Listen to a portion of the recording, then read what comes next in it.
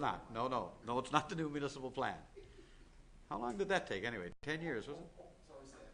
We're good to go. All right, we are a little bit behind. So we'll call the meeting to order. Good afternoon, council. Welcome. I guess we're going to have to say a little tiny bit short here. Councillor Ledwell will not be joining us today. My understanding is that Councillor Stoyles is incapacitated and may not be joining us as well. It's possible she could appear a little later. Councillor Tessier likewise is dealing with some matters involving her son this afternoon. They're not bad matters, they're good matters. We know about his accident this summer and whatnot. It's fine. But she may be a little late. If she doesn't arrive in time to table her report, we're going to have to look to someone else to do that. And we're going to be doing that obviously for a couple of the committees today. We don't believe, or I don't believe, having looked at it, that we really have a particularly weighty agenda today. So hopefully we'll be able to get through this without any personal injuries for anybody. First thing, we will entertain a motion on the agenda as tabled. Moved by Councillor Wall, seconded by Councillor Aker. Do we have any additions to the agenda beyond those which I have now? I wish to add a piece here about the Torngat Award, which I'm going to do during presentations, I think, Michelle. And we also have a Regional Services and Environment Committee report that will be tabled as well. That's being added to the agenda. Anything else? Hearing of nothing, we'll call it. All in favor? Contrary-minded, motion is carried. Moving to the agenda then. The minutes of our November 5th public meeting. The minutes of November 5th, I'll accept a motion to accept them as presented. Moved by Deputy Mayor Locke, seconded by Councillor Aker. Are there any errors or omissions from the minutes of the November 5th meeting? Errors or omissions? I guess not. We will call a question to accept the minutes as presented. All those in favor? Contrary-minded, motion is carried. Business arising from the minutes then of November 5th. I'd ask that you refer to the agenda number attached to each item and motion if there's something to be brought up. Business arising, any? I'm not hearing nothing, Mom. Yeah, nothing there. Nothing there. We are going to move along then. Today, Council, we have two items that we wish to address today in our proclamations, and we do have one that we have signed before, and I'm delighted to be able to sign it again today. Here in the gallery this afternoon, Council, I want to introduce to you Catherine Parnell, who is down right here. And Catherine's going to come up with me as I read this proclamation into the record, and then I'm going to invite her to address Council on some of the items and things that are planned for Crohn's and Colitis Awareness Month. You can come on up, Catherine. I'm going to read this, though, into the record. Here's the proclamation as presented, Council. Whereas Crohn's and Colitis Awareness Month is a call to action to advance public understanding of Crohn's disease and ulcerative colitis. And whereas Crohn's disease and ulcerative colitis affects more than 233,000 Canadian men, women, and children who live with these debilitating diseases, with more than 10,200 new cases being diagnosed each year. And whereas Crohn's and Colitis Awareness Month will encourage Canadians to help find a cure for Crohn's disease and ulcerative colitis, and whereas Canada may be a leader in educating other countries about inflammatory bowel disease, or IBDs, therefore I, Randy Sims, Mayor of the City of Mount Pearl, do hereby proclaim the month of November to be Crohn's and Colitis Awareness Month here in the City of Mount Pearl, to which, Council, I shall affix a signature. Ms. Parnell is the chapter president for the Crohn's and Colitis Foundation of Canada, and I'm going to invite you, Catherine, to tell us a little bit about your plan, and maybe we'll use this microphone right here. Go right ahead. Thank you, Your Honor. Your Honor and councillors, thank you for allowing me to come here to speak. As you all know, I'm pretty well sure most of you here know someone who has either Crohn's or colitis or both. It's a horrible disease. And unfortunately, as the mayor just read out, it's increasing. And what's worse, it's increasing by leaps and bounds in children. You know, and it's a horrible disease anyway, but when you think of a child who might need to be fed by a tube through their nose for years on end, or, you know, can't go out with their friends or their kid, you know, all of that, it's just horrendous. And it doesn't get better as you get older, depending, they're coming up with new treatments, yes, and so on. And that is why we have the foundation. It was started back in 1974 by a set of parents whose kids were diagnosed, and at that point no one even knew what it was and so on, and they weren't raising money or doing research. So these parents were a dedicated group actually in Toronto, and they started out.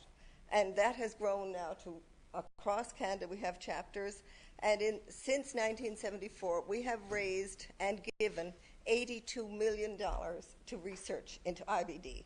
And we are a world leader. We have recent statistics given at an education symposium show that per capita we give approximately 3 times as much money to research as in the States, as any of their foundations in the States.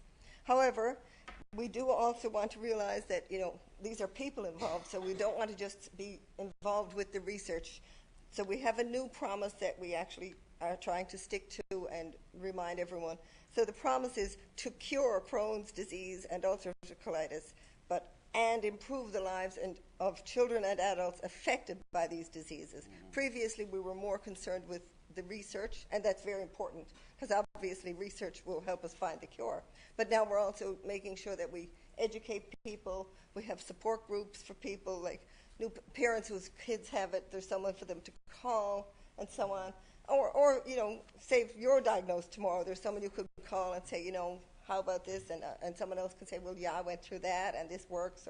Or even, don't go to that doctor, he's not so great. I shouldn't say that too loud, but that kind of thing. But that is the kind of thing I'm hearing, well, this doctor might be better for you, and so on. But this is the kind of thing that people need. And so, but again, now obviously we are a fundraising organization, because the more money goes to research, the more likely we are going to do this.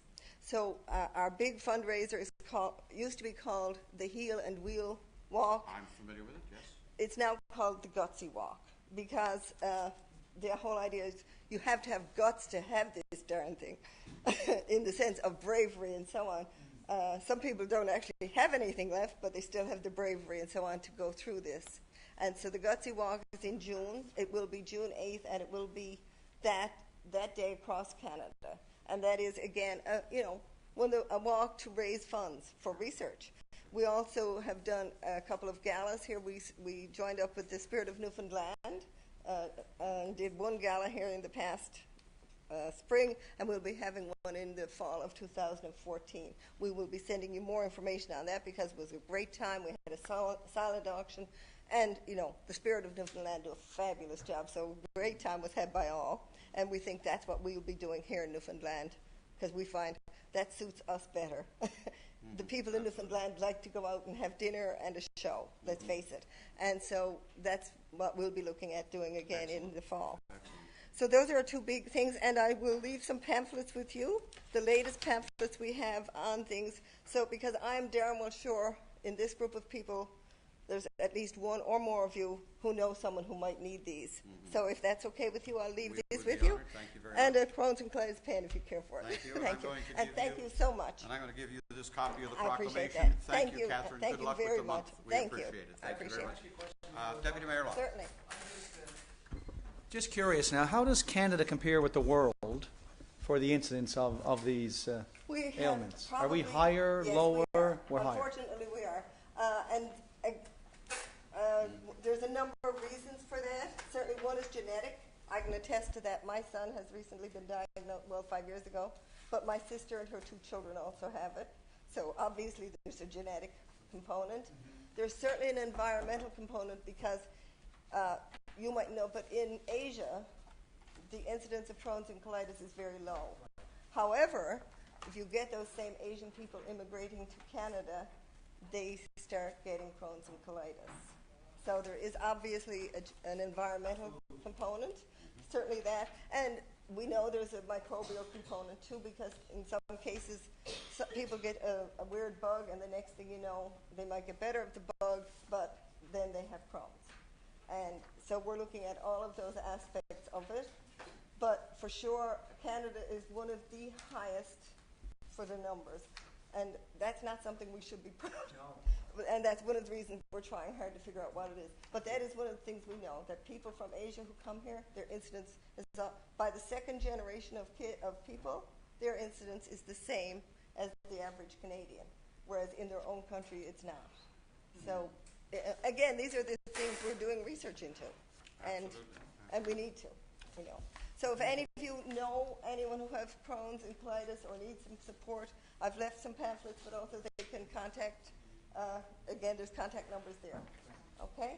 And thank you so much, all of you. Thank you. Thank you, Catherine, very much for coming in, and we're honored to sign the proclamation. We want to wish you the very best of luck with the month. Thank you. Lucy is a good friend. She used to take care of my things. Absolutely. And hello, Councillor Stiles. We didn't know if you were going to make it today or not. You better turn that on now. I worked for Crohn's and colitis actually for a couple of years as the staff person here in Newfoundland, and travelled actually across the province for Crohn's and colitis, because they only have one staff member in the province, and I filled in for maternity leave and ended up being, I think it was 20 months at the end of it, but I certainly was... That was a long maternity leave. It was quite an experience, and I have to say is an organisation that I certainly support. Thank you. Okay. Thank you very much. And I would like to know that she did a great job for us. She does a great job for everybody. Thank you very much. Thank you, Catherine, very much. Moving on, I want to recognize that Councillor Stiles has made it here, and we're delighted to see you today. No problem at all. I want to recognize Mr. Reed down here with the new Pearl, the newspaper. Scott, I'm going to let you in on a little secret. That desk over right there with that chair belongs to the media. You can claim it. If you want to write and make notes, you can claim it. You're also allowed to plug in a tape recorder over there as well, all right? So you can record proceedings if you want for later. Just fill you in on that. Anyway, back to our agenda. And our agenda, we have no correspondence to report today.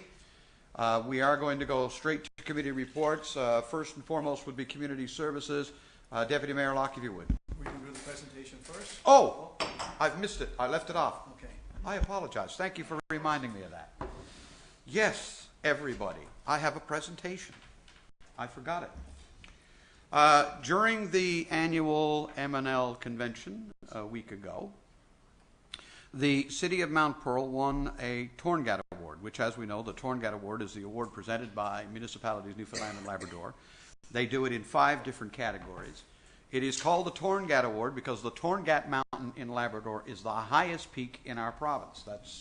That's where the award name and title actually comes from. They present awards in, like I say, 5 different categories, and I thought I had them all here. One is economic development, one is environmental sustainability, one is innovation in regional cooperation, one is excellence in government, and one is for municipal awareness. We have actually before won these awards. This is number 3. We have now won 3 of the 5 awards since they were established. The latest one was the award for excellence in governance, and this was the award presented at the conference last weekend, which is very nice. And of course, one of the things that happens as a result of that, as some of you will be aware, I'm not sure all of you, but everybody gets a Torngat lapel pin on council. Well, you did, you see, and now you're getting another one to add to your collection. There's one for all of council. This particular award, so that you know, dealing with excellence in governance, really goes to the heart of our strategic plan once again, which, as we all know, deals with issues surrounding constant improvement, either in services we provide to our citizens or the way in which we interact and work with each other, and the way our employees interact and work with our citizens, and so on. This particular award was the result of an application submitted by staff for a piece of work that was done here on what was called an IGF, which was an information governance framework. Basically, we took information management, and as you know, we hired some records people and went into this in great detail about 2 to 3 years ago. And we integrated that information management piece with our information technology piece. The end result of that was not only the establishment of a framework, but a protocol and an operational or procedural set for how we deal with information in the city, covering everything from security and privacy to the speed at which documents can be retrieved to how we handle requests for information and all those things down the line. I'm just going to read this little piece to you, which was delivered to me by our economic development manager, Ms. Brenda Aylward. So she wrote this This award recognizes Mount Pearl's achievements in its efforts to minimize risk and challenges associated with information management. The city has developed a comprehensive information governance framework, or an IGF, which incorporates information management in all city core functions, supports cutting-edge technology, accelerates decision-making, minimizes compliance risk, privacy risk, and achieves efficiency. Council wishes to express our sincere thanks to the Information Technology and Records Management Divisions and to all city employees for always seeking constant improvement in providing municipal services to our community. Probably the most interesting piece of this, by the way, is that it saved us a chunk of money. And not a small amount. It's not like it saved us $5,000. The actual application, which I had an opportunity to go through and read today in greater detail, one piece of this work, and I don't have the document in front of me, unfortunately, saved us $30,000. Another piece of the work saved us over $27,000.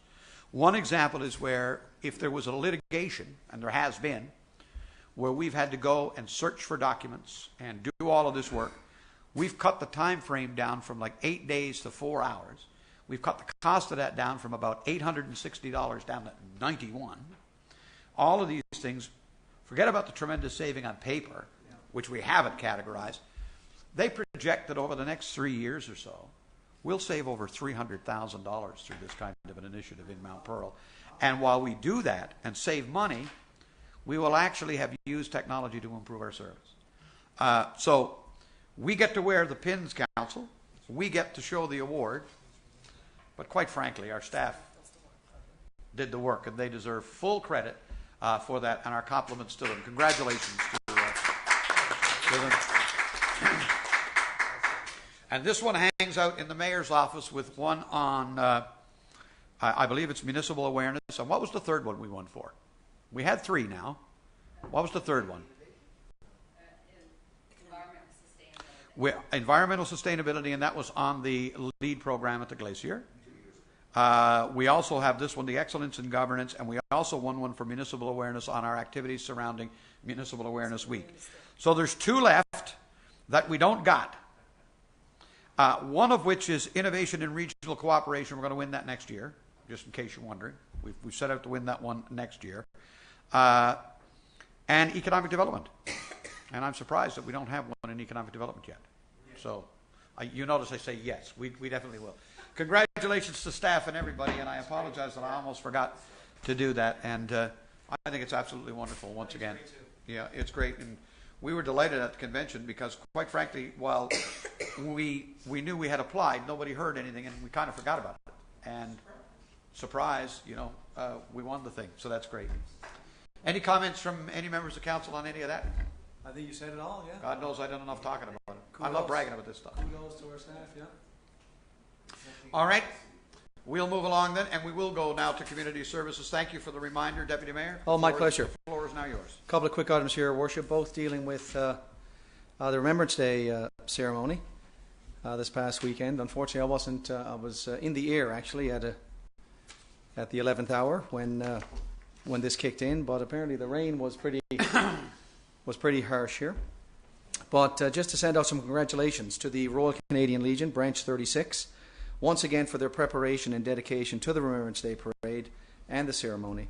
And a big thank you was extended, of course, to all the residents of Mount Pearl for attendance in this special ceremony. I noticed over the past number of years that numbers have been increasing. They have. Again, I wasn't around, but many people said that despite the horrible weather, there was still a huge crowd that came out, which I think speaks. Because I wasn't able to be there either. It speaks volumes. So that's heartwarming to see. Well, if I might, Deputy Mayor, Yep. I did have the honor, of course, on behalf of the city, of laying a wreath again at the cenotaph. We did have a big crowd. In fact, I spoke to a couple of Legionnaires, and I said, "Well, are we going to do this or not do this? Are we doing it inside today? What are we doing?" And they were gentle in their reminder to say, the men and women that we honor today suffered a lot worse than this bit of You rain. get that We're right. going out and do this right. And we did. Yeah. But here's what I'm enthusiastic about. There's a lot of people excited that the cenotaph is going to get a new home and that it's going to have a greater place of prominence, that even if it does rain and snow next year, it's going to be a new beginning, Right. From the perspective of how we do memorials and these type of honor events. So it was a tremendous day, and yeah, there was a huge crowd for such a bad day. Right. It really was, you know. Which is But great to hear. hey, the cadets and everybody that participate, man, I want to tell you, they were soldiers. They stood at attention and suffered it. Come on with the rain, you know. It was fine. Yeah. Okay, Councillor Aker. Yeah, and I was thinking at the time that we were all standing there in the rain, and many of us spent a good portion of before the ceremony in Park Place. So when we move the cenotaph and the Legion up there, one thing we're going to have to think about is if we do have a bad day, we're not going to have that same capacity for a lot of people to go indoors. Right. I'm just saying, Your Worship, maybe we should try to take that into account. I don't know, on a windy day like that, there's no way you could have put up a tent, and I don't think you want to build an amphitheater, but you will not be able to get that many people indoors. And I think that was the saving grace that day for many people that were there, right? So just food Yeah, for that's thought, true. basically, when we're planning our new That's going to park be up here, a right? challenge Yeah, for planning sure. the one for next year. But generally, we don't do it. We let the Legion do it. But hopefully next year for the first one, we'll do it in concert. You know, and the good man above, he'll cooperate. Absolutely. Deputy Mayor. And the next one, Your Worship, speaking of that in concert, congratulations again, bless you, is extended. A certificate of appreciation for our community events coordinator, Krista Tucker, for recognition of thanks and appreciation by the Royal Canadian Legion, Branch 36, for the ceremony again held on November the 11th. Krista does so much around her with respect to these special events, you know, from our City Days to our Frosty Festival, and of course to our Remembrance Day ceremony. So a special thanks to Krista for her continuous hard work and dedication, and the Legion just wanted to express that appreciation, and that's for And they information did. It was purposes. very nice. I got to be official photographer of that one. Okay, It was pretty good. Yeah. good stuff, We're very proud of her. She does a good job all the way around. indeed. And that's it for me, Your Worship. Thank you, Corporate Services, Councillor Aker. Yes, we're assuming our new roles here today. This is the first time, I guess, we presented on behalf of our new committees. Corporate Oh, that's right. Services. This is your first time. You're the money man this year. That's right. We Apparently forgot rumor that. has it, yeah. Hopefully there'll be lots of money around. After today, there'll be a bit less. The first item is professional development and training for the Deputy Mayor in accordance with Council's professional development policy. I'd like to move that Council give the permission to the Deputy Mayor to attend the Athletic Business Conference and Expo on November 21st, 2013, and I so move. It is moved by Councillor Aker, and it's going to have to be seconded by Councillor Stoyles. Question or comment? All those in favor? Contrary-minded, motion is carried. Item number 2 is an uncollectible account. I believe this is a business that is in bankruptcy. The account has been deemed to be uncollectible. The total amount is $25,666.91, and I'd like to move that we write that off, as all efforts have been exhausted to collect the account. Moved, seconded by Councillor Stoyles. Yeah, I know we usually do this by account number. That's a rather sizable amount. Yeah. Yeah. In this particular case, it's a business as opposed to a homeowner. Right? So most that's of what this you're is dealing business with. tax as opposed to property tax. Is that Yes, correct, it is. Mr. Silver? It is? Yeah. This is all business tax. It's all business tax. Okay, thank you. I'll call it then. All those in favor? Contrary-minded, motion is carried. Invoices for approval totaling $740,931.62, of which I might note that the regional fire and water and landfill comprise about 2/3 of the amount. I'd like to move that we give staff the authority to pay those invoices, and I so move. Moved and seconded. This is approval of invoices listed 1 through 16. Any question or comment on any of them at all today? Interesting to note the ones you did point out. $342,000 is our cost for fire for a month. It is For a month over 1 month, November. $340,000. Water consumption in the month of September. People think water is free. $147,000 worth of water we purchased, if you will, for 1 month. And of course, our landfill usage, our tipping fees, $46,000 there. So, yeah, there's a lot of money goes through the system. Anybody have a comment on anything at all? If not, we will move them and call the question. Oh, can I ask about this one very quickly then? Shoot. Because I did get an email about it. The emergency management plan review is complete. Did I see an email to that effect? Anybody? I CAO? can answer that. That's complete and submitted? What did I read? You're getting feedback. Our plan was complete a couple of years ago, but we've reviewed it with the change in staff we've had and a new model that will be going back to the department for reapproval. And we also have a detailed handbook now available with various forms and different things needed to exercise our plan. So who's So the that's what handbook? that is. To whom would the handbook be of value? Are we talking citizens or staff? Staff. Okay, primarily on in their an roles emergency. and responsibilities in an emergency circumstance now. Yep. Okay, all right. Also- And so that's the email I saw then. I'm sorry, guys. It's just, that's the email I saw was it's gone back to municipal affairs or fire and emergency services for their final approval. Is Yeah, that what- the email you saw was from the department reminding us that it's they approved our plan quite some time ago, and reminding us that we should review that on a regular basis, and to which I responded to you that it was timely because we had just finished reviewing Doing it that, to okay. send back. Right. Yeah. All right, I thank you so much for that. Okay, hearing nothing else, we'll call it. All in favor? Contrary minded, motion is carried. And the last item here for the benefit of council and for council's information is the Municipal Assessment Agency's report for 2012 and 13. Was presented to the Corporate Services Committee. I don't have a copy of it here, but you can gladly get an electronic copy. Councillor I have Stoyles. a copy, Your Worship. It was presented at the convention, at M&L convention, at the annual general meeting. So I do have a copy here for the office and that I had brought back. But every councillor in the province receives one of those, plus as one goes to every council in the province Good. as well.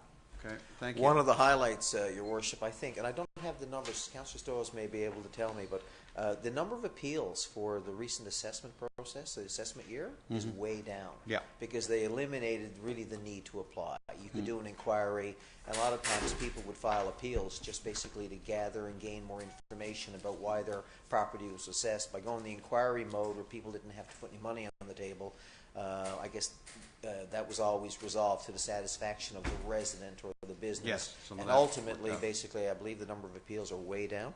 I can give you that number. In 2007, it was 4,766 appeals. This is in the whole Across the province. Across the province. In 2010, it was 5,601, and in 2013, it was 2,079. And most of those appeals then get done just by most time by the assessment agency talking and with the individual or the business, and they will come anytime and assess and have a look at anybody's property. They have a policy in place now. That's why the appeals are down. If somebody feels that the property is too high and the assessment is wrong at any given year when they send out the send out the assessment, they will come and talk to you for free. It doesn't cost you any money to pay for an appeal. But if you do put in for an appeal, I think it's a $50 fee. It used to be $25, but it went up to $50 a couple of years ago. Okay, thank you. That concludes your report. We're up to infrastructure and public works. Councillor Walsh. Thank you very much, Your Worship. We had our first meeting of the new, I guess, expanded committee on the 11th of November, and we had a pretty big crowd there. Actually, we had 7 people. The deputy mayor had just gotten off a flight and was on his way back, and I think came from the airport pretty much directly to the meeting. But it was a great group. Great to have such tremendous support staff. I want to mention that we had 7 people there in the room that day. And that seems to be the way it's going to be with the expansion of that committee. I just want to highlight a couple of things, Your Worship, for the benefit of council and for the public.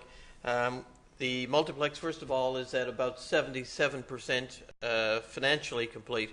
And I want to underscore the word financially because in the meeting we discussed some of the details of the of the inside of the construction of the building. As you know, that is our primarily the pool, but it's a much bigger project than that. But if you go in, you're still in a very much much of a construction zone. So we were reminded that 77% complete in this project may be a little misleading, because at any given time you may have between 5 and 15% of materials that you actually paid for. So that's where the financial part comes in, that are not actually on site. And the other thing is, when you're looking at a project like a pool, or that includes a pool, the amount of underground infrastructure is so huge that before you even have any semblance of a building on the site, you've invested in quite a number of millions of dollars in underground infrastructure and related activities. So that was the first thing. So yes, it is 77% financially complete, but there's still a lot of detailed work to be completed at that site, and of course it will be done over the next 6 or 8 months. Team Guzhou Recreation Complex, I just want to mention, Your Worship, that there was a meeting last week with the consultant. This is pertaining to the phased-in completion of the multi-year capital, the asphalt work, expansion of that parking lot area on the Team Guzhou complex, and design work has already begun on the next phase of it, and we'll keep you updated as we sort of move through that phase. We did approve, as you know, and this will be mentioned in the next couple of reports, playground work. And we're going to retain some staff that we normally would lay off earlier than in fact, they'd probably be laid off this time of the year. We're going to keep them on until the end of November to try to complete some of the playground work that we had initiated. We had ordered quite a bit of new playground material and equipment and apparatus, and of course we wanted to get that in place, and with the busyness of the summer, so many other things get in the way, and we wanted to have it up and ready right away for the spring. So we are retaining some staff to do that. We're happy to say that we anticipate full completion of the playgrounds as were allocated by the end of November. Same is true for the riverbanks. We have crews on who are cutting back some of the riverbanks that we identified areas that were troublesome and problematic and could cause some flooding, and just generally cleaning up the area, and we're hoping to have that finished as well by the end of November. The asphalt and concrete repairs, that would include curb, gutter repairs, sidewalks, and also some of the filling in of the asphalt where we had major cuts in the road network, that sort of thing. That's all contingent on weather, but we hope to be able to go right up to the very end in terms of when snow arrives and asphalt plants close. We'll be continuing to do that work as weather permits. And finally, our equipment is ready to go. We have taken possession of the 2 new flyers, bringing the total complement to 7. We have all equipment ready for what we hope will never happen, which is a major snowstorm, but it's inevitable that it will happen. Yeah, we know that's coming. Yeah, that's going to be upon us before very long, and but we're prepared as we can be. We've done all the preventative maintenance, and our equipment is ready to roll. That's it for infrastructure, public works, unless there are any questions. Moving right along, we've got Planning and Development. Councillor Ledwell not here, so I think you're going to take the floor and continue, Councillor. I'll do my best to fudge my way through that as well, and maybe Councillor Aker, who was probably the person who was involved in, because I wasn't here last week. If you were involved in any of this, you can pitch in at any time. The first one is actually pretty simple. As a proposed development regulation amendment number 24, and this is really to correct an incorrect numerical reference within the text of the CG use zone. So it's fairly straightforward. We did issue a notice of motion on the 22nd of October. We didn't receive any written submissions to that, and we're recommending that this amendment to the text amendment be approved by council, and I so move. It is moved and seconded. All those in favor? Contrary-minded, motion is carried. The second item, Your Worship, is the proposed development regulations 2010 amendment number 25. As you can see, they follow in numerical order. The purpose of the proposed amendment is to provide council with the authority to regulate indoor parking facilities, and of course we anticipate that more and more will be addressing and dealing with indoor parking facilities. There's quite a bit of commentary provided throughout. We did issue again a notice of motion on April 30th, 2013, and we advised the public that there would be a briefing session, and again, there were no written submissions related to that, so we're recommending that the proposed Mount Pearl Development Regulations 2010, number 25, be accepted by Council, and I so move. It is moved by Councillor Walsh. It will be seconded by the Deputy Mayor. All those in favor? Aye. Contrary minded, motion carried. The third item, Your Worship, is Moffat Road Subdivision Phase 3. The committee was advised of a development application for a proposed 44-lot residential subdivision, which comprised of Phase 3 of Moffat Road, submitted by May Design on behalf of Prospect Development. The proposal constitutes development of northern and eastern extent of Wilkes Avenue and other areas in that surrounding area that Council would be familiar with. The city is currently, and I should note that the northern portion of the 8 proposed lots along Wilkes Avenue, which would be lots 12 to 19, are currently located within the mixed-use designation of the Mount Pearl Municipal Plan and the commercial mixed land use of the Mount Pearl Development Regulations. We're in the process of amending that, of changing that. The city is currently amending the municipal plan and development regulations under separate application to be able to accommodate the development of these 8 lots. The city did not receive any representation in response to the public notice for the proposed amendment, so we're assuming that's subject, of course, to the final approval of that, which we have not received yet, that will proceed without any difficulty. There is some commentary provided from the Planning and Development Department, as you can see there. Moving right along to the Planning and Development Committee. The committee had questioned whether or not the developer had completed all the work required in the previous phase or phases of developments, particularly the landscaping and open space requirements. So they did provide some commentary and stipulation as part of the overall approval or recommendation for approval. Councillor Ledwell, in particular, who was the chair he was the second on the committee at the time, had expressed his concern about whether or not the developer should receive approval to proceed with Phase 3 of the development without being having completed all work in relation to the previous phases. Right. Let me correct myself there. That was his first meeting, and in fact, it was when he raised that issue as part of that discussion.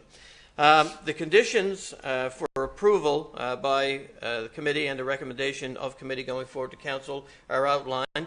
I want to note that further to the recommendations that conditions in the development permit shall reference confirmation of who will develop in individual lots, reference to lots 12 to 19 are not to be developed and no building permits issued until such time as the Wilkes Avenue Amendment has been adopted and approved by council, and we have to, obviously, that's in the process of being done. And also that the subdivision agreement will need to specify that the developer is to advise all builder and future property owners of the proposed lots 1 to 11 that they are located in the RSU land use zone and that subsidiary apartments are not permitted within the RSU 3 land use zone. Other than that, subject to the conditions that are outlined, we're recommending approval of this, and I so move. Moved by Councillor Walsh, seconded by the Deputy Mayor. Any question or comment? Councillor Aker, and then I'm going to defer to the planner. Would you like to let the planner speak first? I'll probably be sending one right his way anyway. Okay, go ahead. Yeah. So I guess basically what we've done with the developer Prospect, because we've had issues with the buffers going along the western side of the previous phases. So what we're saying to the developer, it's okay to develop this area off Moffat in a northerly direction. There are no buffer issues there as I can see. But we're saying that phase 4 and above will be held in abeyance. This could be in a year, 2 or 3. We don't know the time frame. But they will not be permitted, basically, to develop any further phases until the buffer issues have been resolved to, I guess, the city's satisfaction, which also, in my mind, also represents the resident satisfaction. Is that generally correct, or? Mr. Fiatchek? Your Worship, yeah, that is correct. Currently, there is work being done on the buffer and the berm by various parties. We do have this application for Phase 3, and Phase 3, just to make the council aware, we actually have one developer, but actually 2 property owners involved. On one side, it is Prospect, who is a property owner, but on the other side, on one side of Moffat Avenue, Prospect, the other side is Marley Construction. And so we have a developer that's working on behalf of both property owners, and both property owners have come to agreement about how to deal with Moffat Road.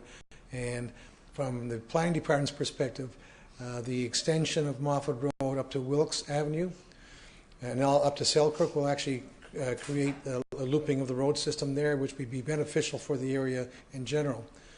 We also have the next application for Phase 4, in responding to your comment, Councillor Aker, and it was believed that we should give the developer notice right now that while we're prepared to allow them to proceed in Phase 3 to do the work while they're still standing work in Phase 1 and 2, that we're not going to allow them to proceed any more beyond Phase 3 until that Phase 1 and 2 work is actually completed. So we're giving due notice. So in the springtime, the summertime, by that time it'll be done.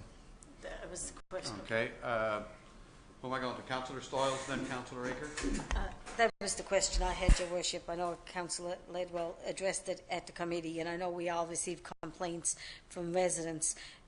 The backyard wasn't finished, and a number of issues, especially up on Pollock and other areas that this developer had done in the past. And I know some of the residents talked about, they met with council a number of times. We spoke to them, I don't know how many times, about issues that wasn't finished. So we're going to go ahead and let them start number 3, but they won't be allowed to do number 4 at all until they have everybody in the area 1 and 2 that are totally, completely happy. So are we going to inform the residents up there who've purchased homes and to make sure they're all, there might be still somebody that's not satisfied at the end of the day with a developer or whatever.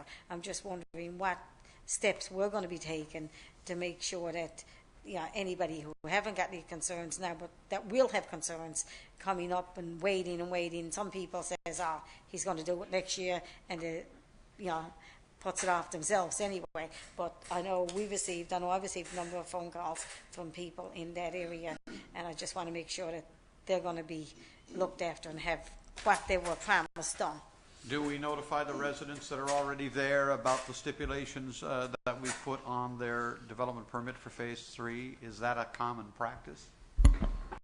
Your Worship, no, it's not. I can say in response to Councillor Stoyles, that there are several residents that are in the area of the buffer and the berm that are in constant contact with us about the status, and I believe they are aware. But if it's Council's wish, we can certainly send out correspondence to those residents and advise them of what this decision is, in the same manner that we would advise the developer of our position.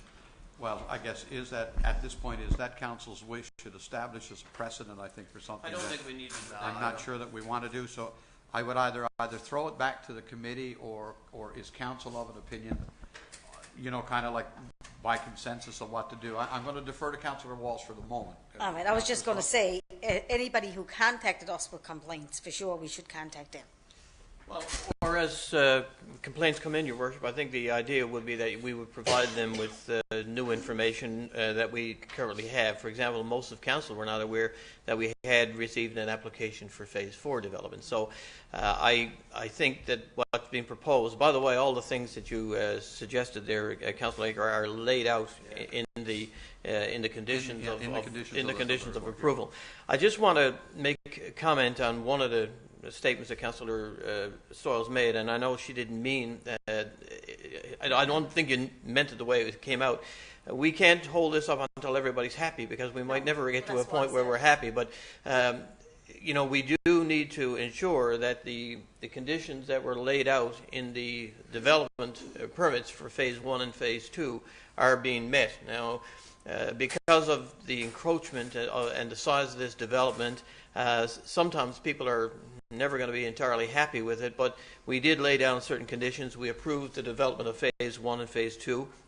We have conditions provided in Phase 3 to ensure that the obligations of the developer for compliance in Phases 1 and 2 are being met. I think that's the best that we can do, and I think we're also being very wise to hold back Phase 4 until such time as all these other things are completed. Yeah. I just wonder about sending out a piece of correspondence to everybody in the region, which I'm sure will at some point get misinterpreted. And it is a practice I'd be cautious to do that. That's the only piece that I'm cautioning council. But that's where you're coming from. Councillor Stoyles, if I'm hearing you correctly, then I'm going to go to Councillor Aker. you're basically saying this is not about a blanket thing for everybody in the area. You're saying people who have come with a complaint should be aware of the restrictions that we have put on any further development. But I don't want to leave the impression with those people that somehow Phase 4 might not go ahead if their particular issue is not satisfied. Do you know what I'm saying? It's one thing to talk about a bad berm or the lack of a berm or a berm being demanded by us. It's quite another for some guy to say, well, what they did to my backyard doesn't work. That's where... Well, and that's exactly what I meant. I mean, I want to make sure that the people first who contacted us, we certainly should inform them for sure, especially if I know some of them that I've spoken to had their work done towards the end of this year and are quite happy, but others are not.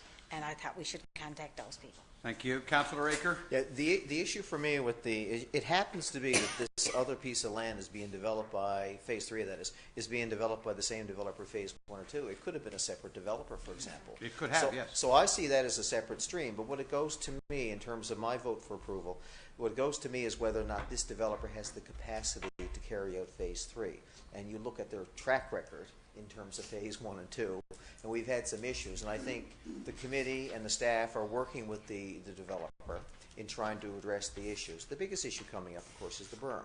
And the developer, I don't think, is too pleased with the fact that the berm is going to cost a bit of money to replace some of the trees that were basically there. But I believe we have the commitment of the developer.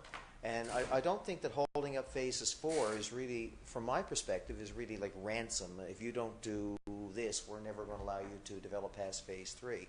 Although it's still nice to have the conversation. But to me, it goes to, is the developer committed to doing a subdivision according to the standards, not that our residents require, say, in the political environment, but the standards that the city has set for itself to ensure that it's done properly. The standards that we require. We require. I would not be in favor of broadcasting this information. I can assure you, those people who are concerned about the berm and the trees and the privacy, we don't have to contact them. I can assure you they will contact us. Contact you. Thank you. All right, having said that, then I'm prepared to call the question. Oh, Mr. Yevchek, I'm sorry. Your Worship, just a point of clarification. In the recommendation, it says recommends approval of the proposed 23-lot Phase 3 development, and actually it's 44 lots. I just want to clarify that for Council. Okay, we can make that correction on the record right now. I'll call it then. All those in favor? Contrary-minded, motion is carried. Forgive me for standing, Council, but the old legs. That's got to be the most horrible chair on earth, and that's all I'm going to say. Item number 4. Moving on. Thank you, Your Worship. The next item is a proposed demolition of some existing buildings and the construction of a new building by JP Contracting, and that will be in the area of 1084 to 1090 Topsail Road. The committee was advised the development application to demolish the 2 existing residential single detached dwellings at 1084 and 1090, and to construct a 3-story mixed-use multi-tenant building with a total floor area of 1,864 square meters. This would consolidate the 2 existing parcels of land and complete the associated site work at 1084, 1090 Topsail Road. We would see this generally, Your Worship, as a good and progressive move forward in terms of development for that area on Topsail Road, which has gone through over a number of years a significant period of redevelopment and transition. There is some commentary there related to the surrounding land uses and our adopted plans and regulations. We do, as always, send it out for commentary to various authorities like Newfoundland Power, St. John's Regional Fire, and our city inspectors, and those comments are provided there. There are no real major issues related to the development application, either on the demolition side or on the construction of the new side. The recommendation, as you can see, the Planning and Development Department recommends that the application to demolish the 2 existing single detached dwellings and construct a 3-story mixed-use multi-tenant building be approved, and that a development permit be issued subject to the conditions that are outlined, and the development that was what's coming out of committee, and of course we concur with that as a committee and ask for the support of council to proceed based on the recommendations of the committee and the conditions that are outlined 1 through 9, and I so move. Moved, seconded by the Deputy Mayor. Question or comment? When we say multi-unit mixed, does that imply that there's commercial activity attached to this particular unit as well as, say, residential rentals? The proposal. Well, Sorry about that. The proposal. Yeah. You're alive and well there, yeah, you don't need to get that close. Yeah, excuse me. The proposal is it's a commercial retail office mix, so it'll be multi-tenant and it'll be. Oh, it's all commercial. It's all commercial. Yes, 3 All right, stories I of just read commercial. this then. I thought there were tenants on the top. No, There is tenants, but it's commercial. But they're commercial tenants. No, I Yes, meant, Your Worship. I meant, like apartments. Yeah. Okay, very good. We'll call the question. All those in favor? Contrary minded, motion carried. the last application item, Your Worship, that we're dealing with relates to an application by Metal World, and they're proposing to occupy an existing building at 48 Glencoe Drive as a general industry use. The building would be utilized for welding and fabrication related to their business. Further information concerning proposed on-site operations is within the letter attached to this for council's viewing from Metal World. There's also a location map and some representation from Rick Power of Atlantic Trailer and representation from Frank Stevens of the Bulb Man. Their correspondence is also attached to this. We did have a public notice of the application published in the Telegram on the 12th of October and again on October 28th. And the notice was circulated to 37 property owners as well. As of that date, the city had received the 2 written representations that I had referenced earlier. The recommendation from planning, of course, is that we would proceed to propose to occupy the existing building at 48 Glencoe as a general industry use, with the building to be utilized for welding and fabricating be approved, and that the development permit be issued subject to the following conditions, and those conditions are fairly normal, typical conditions 1 to 5 as outlined. Again, we seek the approval of council for this development, and I so move. Moved and seconded. Any further question or comment? I gather that this whole issue of the joint ingress and egress has been put to bed with 48. Mr. Yevchek? Yes, Your Worship. The report didn't really expand enough, but in receipt of those representations, we did go back to those respondents and did have a discussion with them about their commentary and what was going on the property and or in the building, I should say. And after that, they had indicated they were satisfied. They wanted council to be aware of the letter, but they were satisfied. And again, they weren't going to attend the briefing session. Okay, very good. Thank you. Any other question or comment? Hearing none, we'll call it. All those in favor? Contrary minded? Motion is carried. Thank you, Your Worship. I'm going to move right on now to the development permit list that are listed there, 73 and 74, and I so move. Moved, seconded by the Deputy Mayor. All those in favor? Contrary minded? Carried. And the building construction permits for both residential and commercial are there, and I seek the approval of council as well. I so move. Got anything juicy? Nothing juicy. It's over $1 million, 1.3 million. So it's significant as always for us. But there isn't a hotel or a rocket ship. Not yet, but we're working on all that stuff, as you know. So we're still looking for juice. The juice will come. Will come. All those in favor? Well, it's moved and seconded. All those in favor? Contrary-minded, motion carried. Aye. That concludes that. We are going to do transportation and public safety. Councillor Tesher, of course, not with us. Councillor Ledwell, likewise, not with us. So, Deputy Mayor, if you would. There you go. Used to having planning as the last committee report.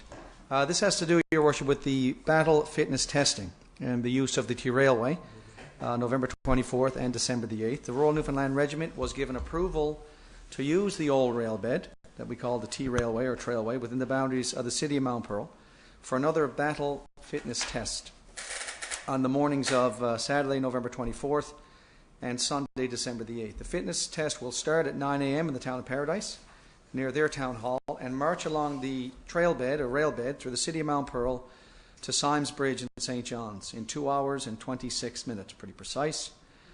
Just a note to the public that the soldiers will be carrying their service rifles, but there is no ammunition.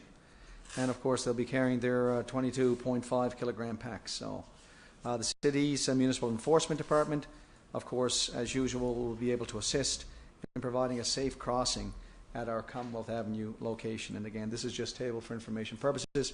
And again, to assure the public that when they see the soldiers carrying their packs and their rifles, that Don't freak out. We haven't been invaded. there is indeed no ammunition there. So that's it for me, Your Worship. It's not St. John's or Paradise coming to claim the territory. No, for sure. Thank you very much. We are going to move on. We do have another committee report, the Regional Services Environment Committee. Councillor Stoyles.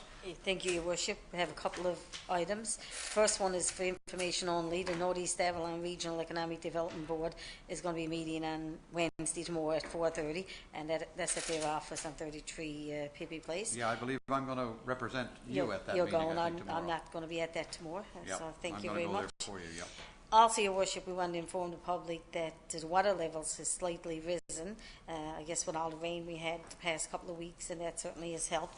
And we have a graph here, and it's gone up probably about almost a foot and a half or so. And we have the graph there showing from 2009 to 2013 the water levels.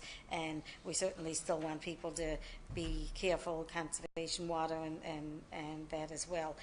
Always use water safely is what we say, and wisely. The other item, Your Worship, is also for information only. And back a number of, I guess, months ago, we formed a partnership with the Conservation Corps and the Green Team that we had this summer through the Mount Pearl Chamber of Commerce, and we have a 12-week program on the go, and the person working on that program is Krista Byrne, and we want to thank her so very much for all the work that she has taken on through this program. And I want to highlight a few of the things that she's been doing. She's contacted 40 businesses who are going to be recycling cardboard, cans, bottles for recycling on a bi-weekly basis. And paper is the big thing, I think, cardboard that we hadn't been picked up at a lot of businesses within the city. Some businesses do it on their own, but this is a program that is, we have over 40 now going to be starting this program. We also have a waste exchange with bubble wrap, and that we have a couple of businesses, 2 businesses actually have taken that on. She's going to be meeting with other businesses and that. And also broken computers and things like that. They are going to be, instead of going to landfill, they're going to be recycling and things like that. So we want to just say thank you and keep up the good work. And it's always great to see people recycling and reusing things as well. Well, yes, because as we know, we've encountered a little bit of a challenge in the last little while that our actual recycling numbers on the residential side dropped a little bit. And we really are, I'm hoping that the committee is actually going to come out with a recommendation on how we reinvigorate our education program on that. So this is good stuff to have happening, I have to admit. It's excellent. And while we're talking about that, I'm going to mention one thing that relates to us, and that was one of the resolutions that was passed at the convention last weekend, which was to increase the fines for littering. Mount Pearl brought that in, and that was one of the resolutions that was unanimously passed at the convention this past last weekend. So I wanted to highlight that as it pertains. Well, that's because we're going to war on litter. Nobody really knows about that yet, but we're going to declare a war on litter this coming spring. And that's going to be coming up in the spring, and we're going to be meeting with businesses over the next number of months That's and the letting them stick. know that. That's going to be That's the stick. I wonder what we've got to come up with a carrot, but that's going to be the stick. We might have a little campaign to get things going, but with the school children and that, maybe after Christmas. Anyway, it's just for information that I wanted to mention that. And also for the public's information, we've been having some muddy water and runoffs in Powers Pond, and we had the a stop work order against the City of St. John's for this, and that was done, I guess, about a week ago. And just wanted to let the public know that we have been watching it, and the Department of Environment and Oceans certainly have been investigating the matter. And I know back a year ago we had some problems over there with oil and things like that, but this is not related to that at all. This is just a runoff from development that our investigation has found, and we just want to inform the public of that. And that's it for Yeah, me. my understanding, Councillor, is that in actual fact, it was the City of St. John's that issued the stop work order. Yes. It's a development inside the City of St. John's that may or may not be impacting on Powers Pond, though to me it's obvious that the silt and that we're seeing in Powers Pond comes from that piece of activity. I'm not sure exactly what happens next. The pictures, and with that, it's, you know. they've been up and they've dug out and they got all kinds of the plastic things up around. And I know Powers Pond was really money. We received a number of pictures and that, and a number of residents was calling us concerning because a year ago we had some problems. They thought it might be coming back, but I think the two were not related at all, and just wanted to inform the public. Councillor Aker? Yeah, I took a little trot around the pond at lunchtime, and the pond is in much better shape. There is a lot of silt still. Well, now that the work has stopped. It seems like the silt. Did I say that out loud? Now they've put in the silt-containing cloth, I guess, basically. The stream that runs there up by Old Placentia Road comes across there. That's clearly where it's emanating. I guess my question, Your Worship, is: Are we responsible, or is there somebody monitoring those silt dams to make sure that basically they're being cleaned up? I went by there today. The dams seem to be very, very effective, by the way, but they're really look like they're clogged up with silt. So will we be checking them daily and, if necessary, I guess replacing them? Mr. Randall? Councillor Aker, those silt fences that you see there inside the city of Mount Pearl are our silt fences. They're really what I call the backup. The silt control, erosion control plan is at the development that's outside our boundaries. So on that property, I understand they're putting in a number of silt fences and other things that are being reviewed and considered by the city of St. John's. So before their stop work order can be lifted, it's up to them to do that inspection and advise if that's able to be lifted. But on our side, we install those, and we'll be monitoring those to do the best we can to protect what's something we think we can protect coming into our ponds. Okay. Your Thank Worship, you what very about much, Deputy Mayor. In terms of compensation for our activities to put up the silt fences, I mean, once they find out the source of that, are we going to be compensated in any way, shape, or form for our resources that we were required to clean up this mess? Mr. Randall? Deputy Mayor, that's to be determined. Right now we're in the midst of an investigation. As has been explained, there is a stop work order right now. So we're looking at things like remediation and impacts and what have you. And then I think that'll be a consequence of that. Okay, thank you. Any other comment? If not, I believe that concludes committee reports. We'll move on to new business. Councillor Walsh. The only thing I wanted to mention, Your Worship, was to reiterate what you had mentioned earlier regarding the Torngat Awards. I just want to, sometimes we, as you had referenced, we actually attend a convention. We were honored with a tremendous distinction like the Torngat Awards, and we're always very, very pleased to receive them. But in this case in particular, because it pertains to records management and other parts, I think it really is our staff that deserves so much of the credit Quite for that. That's true. And I just want to acknowledge the tremendous work that they have done, not only in the work with regards to records management, but in actually putting together the proposal, the submission. For consideration, because in fact it does all of us proud, and why not? If we're actually doing the work and we're doing it in an exemplary fashion, why shouldn't we share that and be recognized for it? So I just want to take the opportunity to extend again appreciation to our staff, and this goes, I think, throughout the entire organization, because the same protocols for compliance with records management and everything else is something that we're trying to establish, and it is, as you say, tied in very specifically with our strategic plan, which is to try to provide the highest level of services in new and innovative and creative ways as best we can, and that's sort of the road we're on for the people of Mount Pearl. If you have a business in Mount Pearl, if you have a residence in Mount Pearl, that's our pledge to you, to try to continue to provide you with the very best and the highest levels of services that we can. To add to your thought there, in the report that I read today, which was not just, it was the application in actual fact for the award that detailed things like efficiencies increased speed of response to requests for information, all of that kind of good stuff. We have neighboring municipalities and others that are now called upon us to say, your information governance framework, can we have a look at it? Is it adaptable? Is it something that will work for us? And our staff and others are providing whatever information they can to our neighbors kind of for free. And I think that's only fair, and I have no doubt that municipalities, Newfoundland and Labrador, will come looking pretty soon to say, okay, we want to put something together on this and march it around the province for others to see. But yeah, all kudos to our staff. I agree with you, Councillor Walsh. Great job. We were very proud that night, no doubt about that. Councillor Stoyles, or are you finished? No, thank you. Councillor Stoyles. I have a couple of things, Your Worship, and also I wanted to say, exactly what Councillor Walsh said. We can't do it without staff. The staff certainly makes the city. And at the convention last weekend, at M&L Convention, was another great example of that. Every time there's a convention in St. John's area, we always have a staff person. And Branda Elwood served on the committee with M&L, as we always have one councillor and a staff person sit on that committee, and she attended all the meetings and put most of the work into it. As I was off for the past couple of months, I really got to the meetings other than on the phone. So Branda certainly put an awful lot into it and helped organising the convention, especially the partners program. She was certainly put a lot into that, and I'd like for us to make sure she's aware of that and all the work that she did with the M&L convention. Absolutely. And speaking of the M&L convention, it was certainly a great success.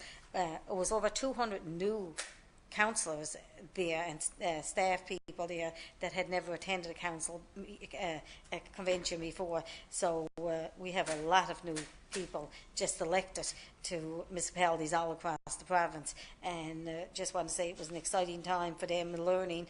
And one thing I wanted to say, I mentioned one of the resolutions that was passed in that the City of Mount Pearl put in for the increased the fines and littering.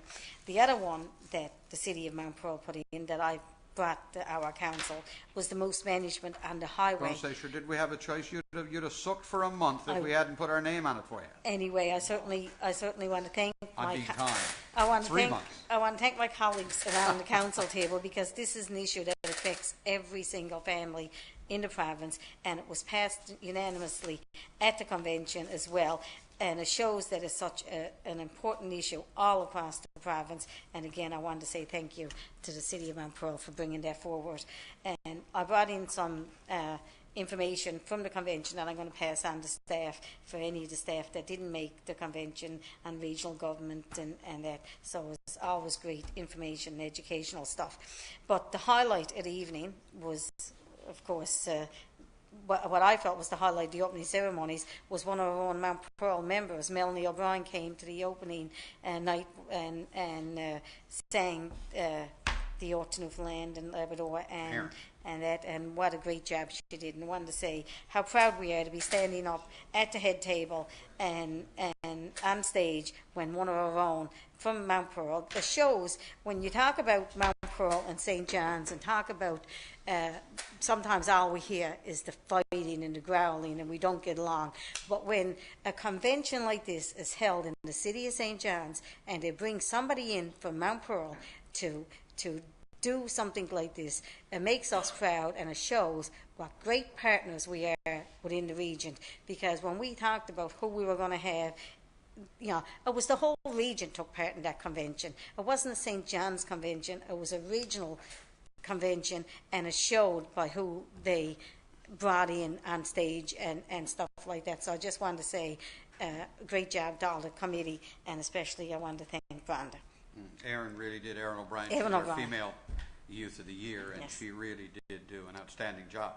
She actually, at this convention, we actually sing 3 anthems, which is, you sing the Canadian anthem, the national anthem, then you sing the Ode to Newfoundland. We also do the Ode to Labrador. And I want to tell you, for some of us, that's a little bit of a challenge. It's kind of new for us to be trying to learn this thing.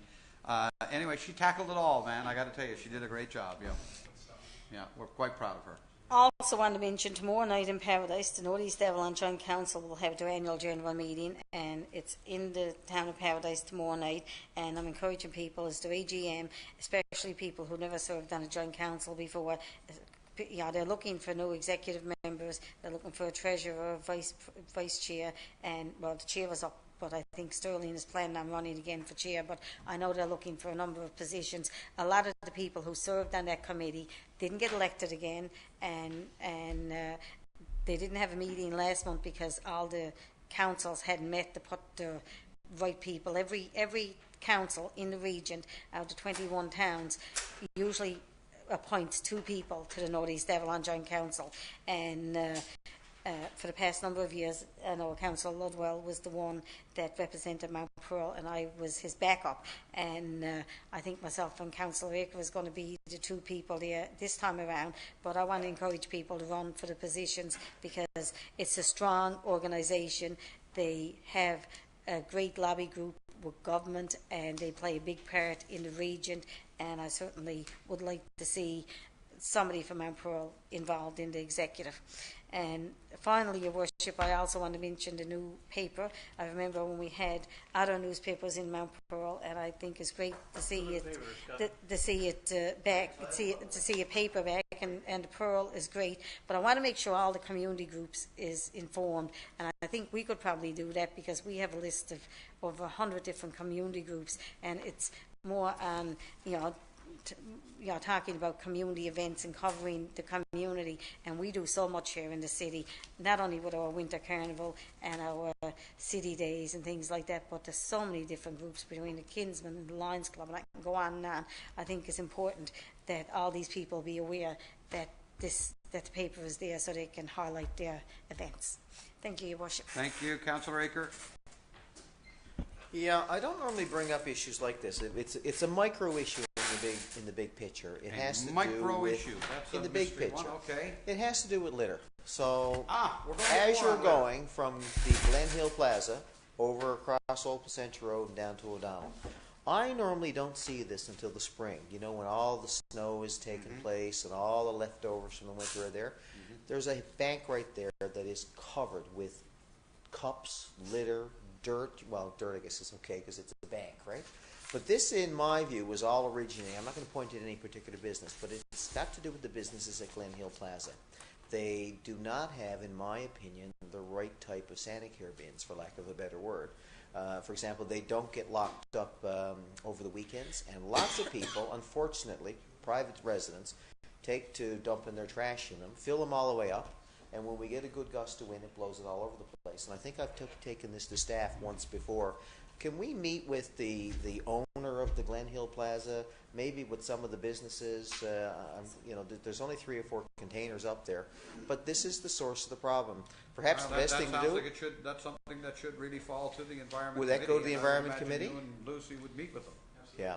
Okay. One of the things we're planning on doing over the next number of months and before, I guess, the spring is meet with a bunch of businesses like that with, all the along that strip, and I'm sure that's going to be one of them. But that's the plan of this committee, is to meet with them and let them know that we're not going to tolerate the garbage blowing out their carts and things like that anymore. That's where we need new law. So we're going to be doing that, and once we know that it's their flyers or whatever, we're certainly going to be taking more action. That's when you talked about the war, and we're going to war this spring. We are going to be, and it's more than business as well.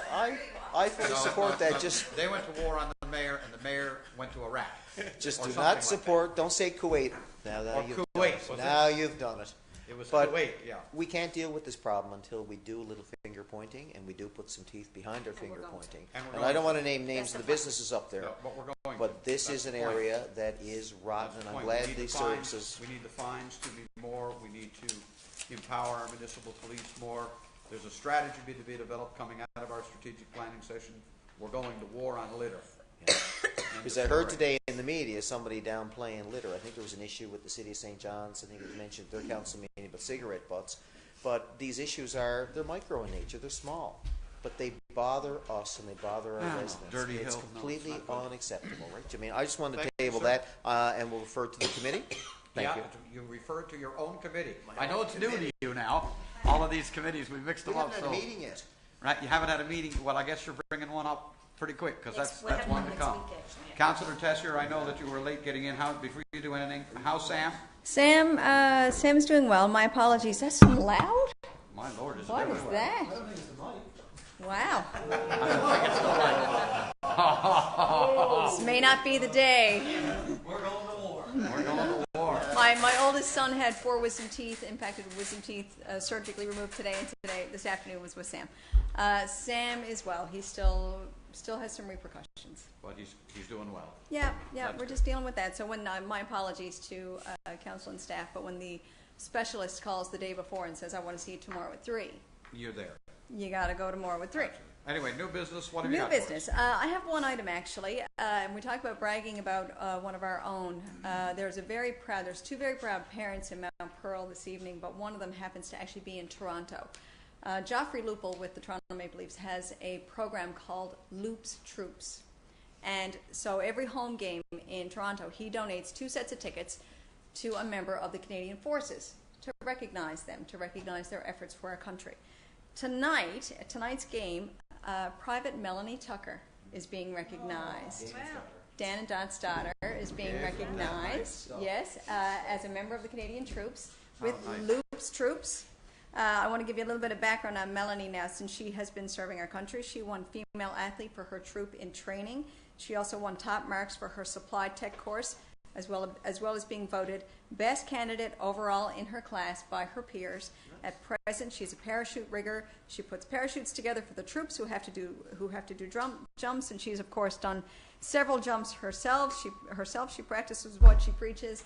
And tonight, Mount Pearl's Melanie Tucker, Private Melanie Tucker, is being recognized at the Toronto Maple Leafs game as a member of the Canadian Forces. How nice is one that? good reason to watch a Leafs game. Oh, and actually, you know what? It's hard to come up with a good reason to watch a Leafs game. Dan has been a very proud Leafs fan for such a long time, and he knows that we have as well. But anyway, we just wanted to recognize that. I thought that was a really That's very important nice. achievement. Absolutely. Yep. I just want to correct you. I've never been a proud Leafs fan. Dan. As us, me, my family. Anyway, that's it. Congratulations to Melanie. Indeed, that's great news. I taught Melanie in the high school, Your Worship, and she played on the girls' hockey team that I coached. And so despite 3 all or of 4 that, years. being a success. Takes after her mother. Takes after her mother. She's taken after her But mother. what a nice young person. So I'm delighted to hear that, because she's a great hockey player as well, and she was team captain for a couple of years. So I'm not surprised that she's excelled, Wonderful. in what she's doing. All right. I just want to speak in fear of repeating what Councillor Aker and you have said, Your Worship, about the war on litter. 3 residents have brought this to my attention and asked me to bring this up publicly. You guys have already done that for me. The micromanaging about the litter, and I was going to direct it to Councillor Stoyles and the new. They read about our new committee structure, and they were delighted to see that we had an environmental committee, and they brought the exact same thing up. The frustration that they all expressed on 3 different occasions separately was that if the garbage is being generated by a particular business, why can't we force that business to clean it up or ticket that business? So you've spoken to the strategy that we're looking at, and a stick, but the stick is not the only thing. We do actually need the carrot. So I look forward That's why I'm looking forward to the recommendations of the committee. Absolutely, which falls in line with our strategic plan and how we want to reinvigorate the civic pride in our city here. We've got to start with that, Absolutely, yep. So I'm delighted to hear that. So thank you for Councillor Aker bringing that forth. Also, I did want to throw a bouquet out to the Pearl. Many residents have commented on it. It's nice to see Mount Pearl in folks again. They got a little excited when they saw the communities of Mount Pearl in the Southlands, because they asked, does that mean the Southlands is rightfully coming back to the city of Mount Pearl where it deserves? I said, well, I can't speak to that. So congratulations and good luck with it. Maybe when the Liberals get And maybe when the Liberals get in, says. Further to Melanie Tucker and her service, another Mount Pearl, former Mount Pearl student, resident, Justin Sturge. He was also deployed recently. He's off to Philippines as a part of the DART, the Disaster Assistance Relief Team. So he was deployed, I think, yesterday. So he's gone to lend his services to the tragedy and devastation in Philippines. The last thing that I wanted to bring up, Your Worship, is some sad news. My Aunt Bowie, Marie Butler, she passed away in the last week. She was 93 years old. She lived on Dunn's Corner. She was born down in Dunn's Corner, and she lived her entire life down in Dunn's Corner. And She was just such a special person. The young folks that we have now employed to look at and investigate the history of the city of Mount Pearl, well, unfortunately, on the very day of her passing, they went down and knocked on her door. They were scheduled to talk to Aunt Bowie and my great aunt Helen Dunn. But I just want to publicly announce that, and I'm requesting if you, Your Worship, would send a note of condolences to my Aunt Helen, because Aunt Helen and Aunt Bowie, they follow, well, Aunt Bowie she followed council regularly, and I think it would mean a lot if you just sent a little note off on behalf of the city to... would be honored to do so. Because the Dunns, they've been here for 225 years in the city of Mount Pearl. They started out as farmers, and they are still down on the original land. So there were Dunns who knew James Pearl. I would say so, right? Related somehow. But yeah, 4 brothers came over, and they farmed Dooley's Hill for, well, like I said, for 225 years. They done it. So I'd appreciate if you do that. I think it would mean a lot to the family. And that's it for me, Your Worship. Thank you. Thank you very much.